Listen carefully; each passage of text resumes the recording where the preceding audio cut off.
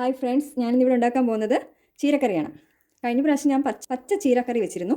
അതെല്ലാവരും കണ്ടു നോക്കിയോ? ഇത് ചുമല ചീരക്കറിയാണ് ഉണ്ടാക്കാൻ പോകുന്നത്. അതിനാവശ്യമുള്ള സാധനങ്ങൾ: ചീരയില, ചീരത്തണ്ട്.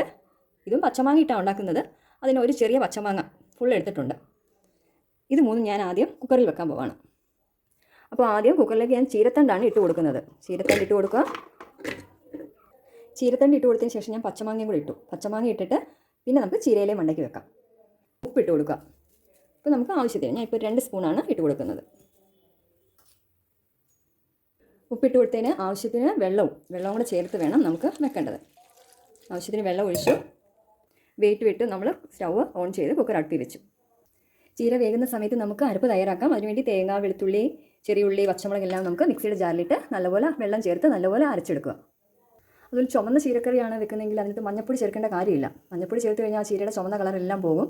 പിന്നെ ആവശ്യമുള്ളവർ മാത്രമേ ചെറുതായിട്ട് മഞ്ഞപ്പൊടി ചേർത്താൽ മതി. അതുപോലെ ഈ അരപ്പ് അരയ്ക്കാൻ വേണ്ടി ചെറു ചൂടുവെള്ളം വേണം ഒഴിച്ചു കൊടുക്കേണ്ടത്. നമ്മുടെ അരപ്പ് നല്ലപോലെ റെഡി ആയിട്ടുണ്ട്. നമ്മുടെ ചീര വെന്ത് കഴിയുമ്പോൾ നമുക്ക് ഈ അരപ്പ് ചീരക്കറിയിലേക്ക് ചേർക്കാം.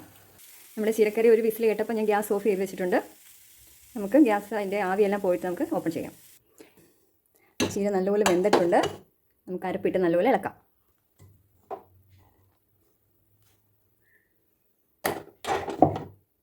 അരപ്പൊക്കെ ചേർത്ത് നല്ലപോലെ മിക്സ് ചെയ്തിട്ടുണ്ട്.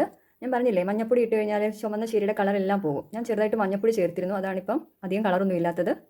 അരപ്പ് ചേർത്തതിന് ശേഷം ഞാൻ ചീരയൊന്ന് ചെറുതായിട്ട് ചൂടാക്കാൻ വേണ്ടി ഇപ്പുറത്ത് വെച്ചിട്ടുണ്ട്. അരപ്പിൻ്റെ ആ പച്ചച്ചോവയൊക്കെ ഒന്ന് മാറാൻ വേണ്ടി.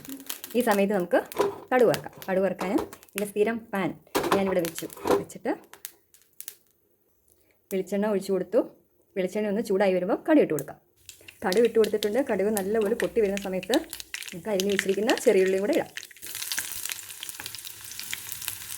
ഉള്ളി നല്ലവണ്ണം മൂത്തു ശേഷം സ്റ്റൗ ഓഫ് ചെയ്തിട്ട് വേണം കറിവേപ്പില ഇട്ട് കൊടുക്കാം. നമ്മുടെ ചീരക്കറി താത്ത് വെച്ചിട്ടുണ്ട് അടുപ്പിൽ നിന്ന്. ഇനി കടുക് വറുത്ത് താളിക്കാം. കടുക് താളിച്ചതിന് ശേഷം പെട്ടെന്ന് അടപ്പിട്ടൊന്ന് അടച്ചു വെച്ചേക്കുക. 1 മിനിറ്റ് ശേഷം തുറന്ന് നോക്കിയാൽ മതി. റെഡി ആയിട്ടുണ്ടോ? അങ്ങനെ നമ്മുടെ ചീരക്കറി റെഡിയായി. എല്ലാവരും ഉണ്ടാക്കി നോക്കണം. ഇഷ്ടപ്പെട്ടാൽ ലൈക്ക് പറയണം, കമൻറ്റ് പറയണം, സബ്സ്ക്രൈബ് ചെയ്യണം. Okay, bye. വീണ്ടും കാണാം.